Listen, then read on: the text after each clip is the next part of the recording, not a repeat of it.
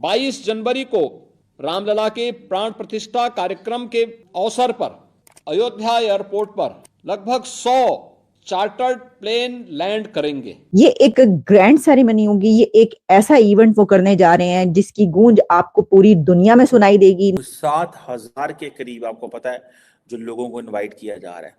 Politicians, Bollywood celebrities हैं, cricketers हैं, industrialist हैं। इंडिया की हिपोक्रेसी है। पहले तो उन्होंने मस्जिद को शहीद किया है, अब उसके बाद वो मुसलमानों को मॉक करने के लिए इतना बड़ा वो जलसा कर रहे हैं और उसका इफ्तिताह कर रहे हैं, तो ये बिल्कुल गलत है। बीजेपी और आरएसएस का माइंडसेट देखें तो there is one simple thing, they want to reclaim everything. अगर जुल्म होता तो 27 करोड़ मुसलमान कहाँ आते, यही मेरा अक्सर सवाल रहता है। 27 करोड़ मुसलमान मजबूर हैं वहां पे रहने पे, मींस उनके पास ये अपॉर्चुनिटी नहीं है कि इंडिया से निकल जाएं। कि हमारा माइंडसेट बदले या ना बदले, जो तरक्की करने वाले कंट्रीज हैं उनका माइंडसेट बदल चुका है। अरब ममालिक की और भारत की दोस्ती इतनी गहरी है, सबको नजर आ रही है उनकी यूनिटी। इस बारे में आप क्या कहते हैं? अभी दुबई के अंदर बहुत बड़ा हिंदू मंदिर बना, सऊदीया के अंदर बहुत बड़ा हिंदू मंदिर बना। गल बद गई है मुख्तारिया, वो जो बात कही जाती है तो गल बद गई मुख्तारिया, आपके कंट्रोल से बात बाहर निकल चुकी है।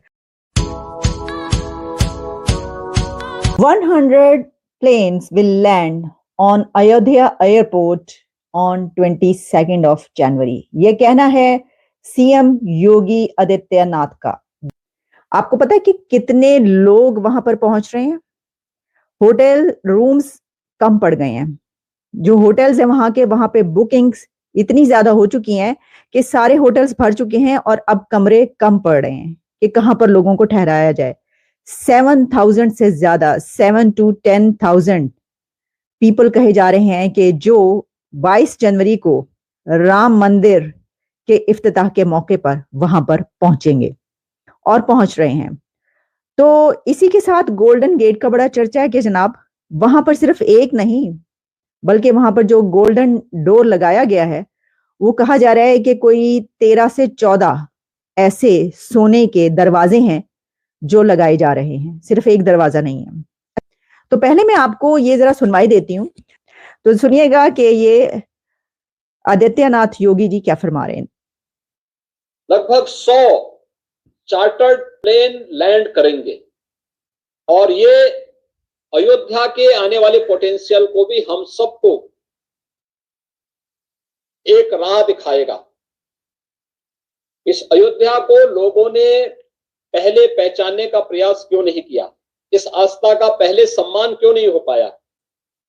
और ये केवल आस्था ही नहीं बल्कि आस्था के सम्मान के साथ साथ अर्थव्यवस्था को भी एक नई गति देने में सहायक होगा। लाखों नौजवानों के जीवन को भी एक नई गति देने में अयोध्या का महर्षि वाल्मीकि इंटरनेशनल एयरपोर्ट सहायक होगा।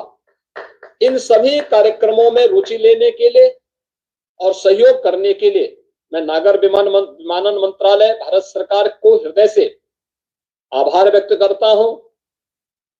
ये जनाब उन्होंने फरमाया है कि 22 ऑफ जैन यानी कि 22 जनवरी जिस दिन सेरेमनी है राम मंदिर की, उस दिन 100 प्लेन्स लैंड करेंगे अयोध्या एयरपोर्ट पर।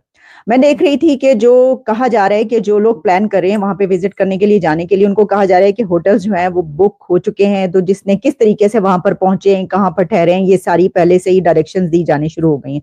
जैसा कि मैंने आपको कहा 7 से 10,000 के करीब लोग वहां पर पहुंचेंगे।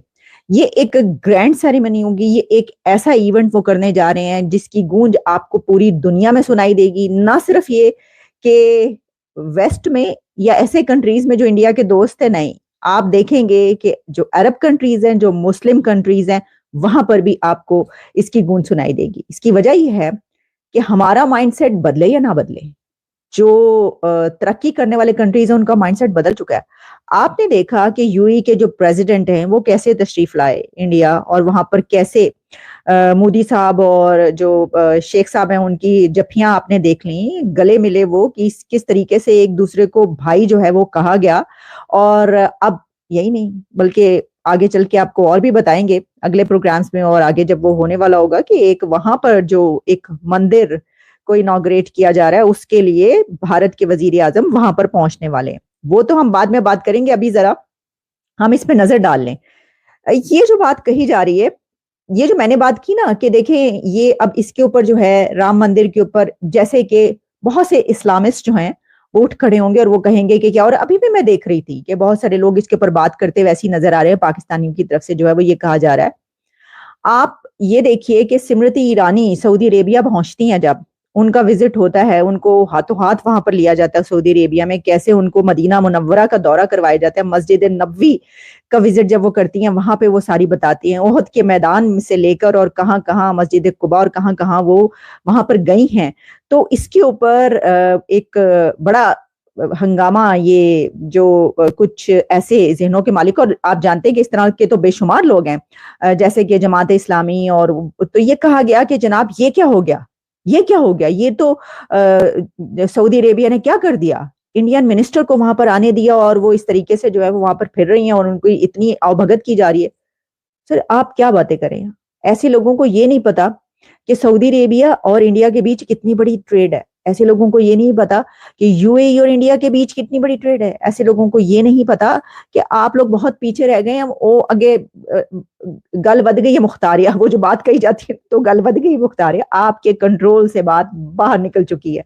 आप वही अपनी 1.5 ईंट की मस्जिद बनाकर बैठे रहिए, उसी के अंदर जो आप अपना एक ही फिरका लेकर चलते रहिए, बाकी सबको आप कह दीजिए काफिर, और ठीक है, तो वो जो है वो काफिर कुफार से बहुत आगे बात निकल गई है, वो कह रहे हैं हमारे दोस्त है, हमारे भाई कह रहे हैं वो। लेकिन एक चीज तो बड़ी क्लियर है, that India is changing, and that India is changing in the favor of a political party, that India is changing in a favor of the way Prime Minister Modi और उनकी जो पार्टी है वो जिस तरह लेके जाना चाहते हैं उसमें वो कन्वर्ट जो है वो हो रहा है, और बड़ी उसमें उनको क्लैरिटी है और सबको समझ है कि क्या होना है और क्या होने जा रहा है।